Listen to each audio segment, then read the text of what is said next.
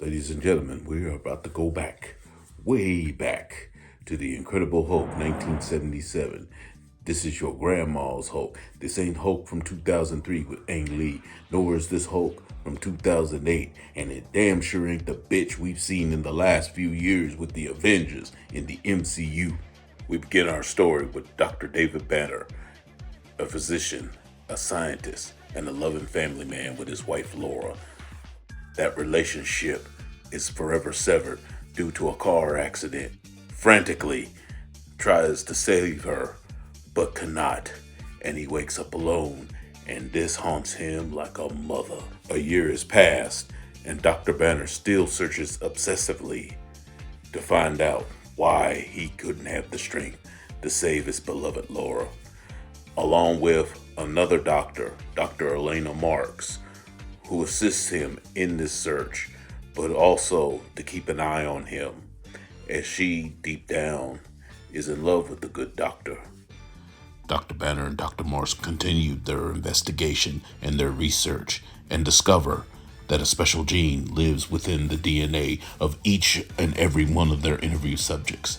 He thought he had found the answer, only to discover that that same variant exists in his DNA, deepening his frustration in why he didn't have the extra strength, but they had it. Then finds out that it was gamma rays from the sun in each and every one of the accidents and incidents that triggered the unusual strength. And the day he had his accident with Laura was low gamma activity. Upon this discovery, Dr. Banner decides to call Elena Marks to get her over back to the lab, but he could not get a hold of her. He proceeds to do the experiment on his own, which turns out to be a big mistake because he decided to inject himself with 3,000 units of gamma, not knowing that the machine was set for 2 million units of gamma. In other words, at the very least, he should have been radiation poison or had major radiation poison, and at the most, his ass should have been fried like chicken. Now, before we move on, here's a side note. The Incredible Hulk, this very series, inspired the 2008 MCU release of The Incredible Hulk, directed by Louis Leterrier, who was a big fan of the show as a child. Here we see almost a side-by-side, frame-by-frame recreation of the accident that turned Dr. Bruce Banner, instead of David Banner, into the Hulk. Now, back to the video. After what he believed was a failed experiment, Dr. Banner heads home only to encounter a flat tire. While changing the flat tire, his anger mounts, and for the first time, he triggers the change into the Incredible Hulk. Hulk, acting on instinct of Dr. Banner's rage, aims his anger at the poor, innocent car, wrecking it, tearing it out, or as young folks might say, crash out. To finish the anger, he flips the car over the hill and watches it explode, roaring triumphantly at its handiwork of destruction. Here's a second side note. Lou Ferrigno, the former Mr. Universe, and the man that would be best known for playing the Incredible Hulk, was to have aid lifting the car that you saw in that clip explode. Well, the machine either broke or didn't show up, and they told him they would have to wait on it. Lou Ferrigno, already working a long day between working out, putting the makeup on, which took an estimated 2 hours. Well, no, I take that back. It took an estimated 1 hour to put on, was already tired and frustrated and wanted to go home. So basically, he turned to the cameraman and said, "You got any film?" And the cameraman just simply nodded. So Lou said, "Good, film this." He went over and picked up the car unaided. And this has been confirmed by several people on the crew. Picked up the car unaided and flipped it over. That whole scene was Lou Ferrigno on his own.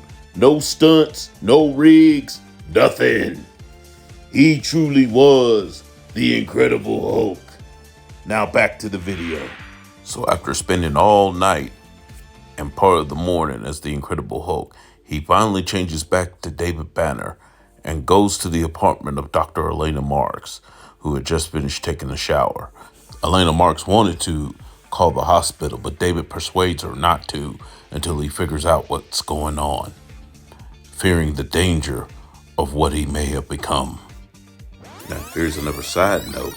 Susan Sullivan, the actress that plays Dr. Elena Marks in this piece, The Incredible Hulk, was a well-known soap opera and TV actress, best known for her roles on Another World, Falcon Crest, Dharma and Greg, and in most recent years, the show Castle.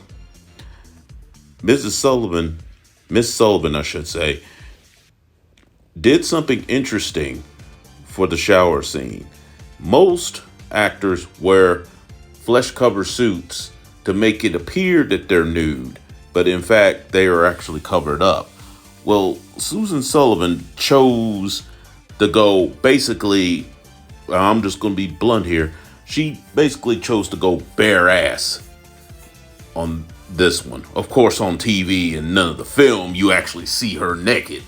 But the fact that she chose to go bare nude means she must have been really cool and really trusted her camera crew. Though, as beautiful as a woman as she was at that time, I'm sure there was some people that was hoping for an accident, shall we say. But anyway, she was definitely a bold one. Now back to the video. Dr. David Banner and Dr. Elena Marks go to another part of the Culver Institute where they both work, to the C lab to figure out what had gone wrong. Dr. Elena Marks was like, man, forget this. Let's use the X-ray reversal and cure you, David. And David was like, nah, woman, I want to see what else is about. And after a brief argument, Dr. Elena Marks relents and goes along with Dr. Banner, even knowing that it was a stupid ass idea. Worst fears will be realized as Dr. Banner decided to go to sleep that night, and during his sleep, he had a dream about Laura once again, only this time, the anger and the agitation from the dream triggers the change. The Hulk crashes out, still wild from anger from the dream, as he tears the steel chamber to shreds, making it Swiss cheese as he battles to get out. Dr. Elena Marks records everything and every action despite being terrified. When the monster escapes, she manages to calm him down just enough to get him to sit down so he can change back into Dr. David Banner. The creature, wary of her at first, decides to trust Elena. And it works. Two doctors then figure out that it is anger that is triggering the transformation. But as they make this discovery, they got a bigger problem on their hands. And that bigger problem's name is Jack McGee. I've been waiting for the right time to bring his behind up. If my girlfriend, who I recently watched this series with, could have had a shotgun and could have went through the screen, she would have shot this dude a long time ago. This cranky, desperate, slimy piece of crap has been waiting and hanging around trying to get a story out of Dr. Banner, but now he's smelling an even bigger story on the horizon as he combs in and noses in on the doc and the business with him and Elena Marks. This fool come rolling up with a footprint cast of the Hulk, which, by the way, there's a policeman standing by asking David Banner about the wrecked car in this scene. Why didn't he just take that from him and consider that police evidence and probably locked up Jack McGee for obstruction? Just saying. Anyway, he comes nosing in and lets the people know, and they actually ended up working him because they want to find out what the creature did and everything. So after they worked him for some information, they basically made up a story to get him up out of there. But this ain't the type of guy you get rid of with just a story. And as we see in this next scene here, Jack McGee is already nosing in when those two leave to go to part of the another part of the Culver Institute. So they ain't finished with him yet. After a failed attempt at curing himself from the Hulk, the two doctors come back and catch McGee in the lab. They escort him out, or rather Dr. Banner escorted him out, but an accidental fire was started. David runs back in there, which triggers another transformation into the Hulk, and he rescues Dr. Elena Marks. But unfortunately, her injuries were fatal. But as she's dying, she says this to him. Oh, God, my poor David.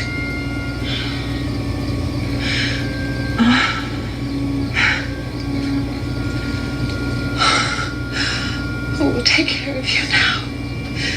I don't know if you can understand me,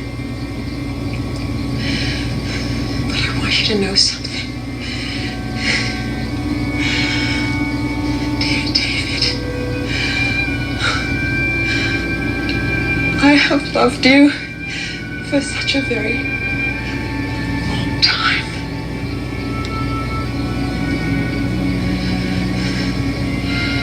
And I always will. And I always will. Unfortunately, as a result of that accident, because of this piece of Jack McGee, he's forced to go on the run. He, meaning Dr. David Banner, has to go on the run because of him, because now the Hulk is a wanted fugitive. And doubly unfortunately, those words said by Dr. Elena Marks went heard by the Hulk, but went unheard by Dr. David Banner because he retains very little to no memory of what he does when he's the Hulk. So ends, or rather so begins, the tortured journey of the Incredible Hulk from the 1970s. Well, that's the end of it. I'm no Zepfire by no means, but hey, just thought I'd try something and do something a little different just for fun. Maybe I'll give it another go, maybe refine it more. But tell me, what do you think? And if there's ways for me to improve on it. Anyway, that's all I got to say. Happy New Year to everybody. I'm Irvin Griffin. I'm out. Take care of yourself.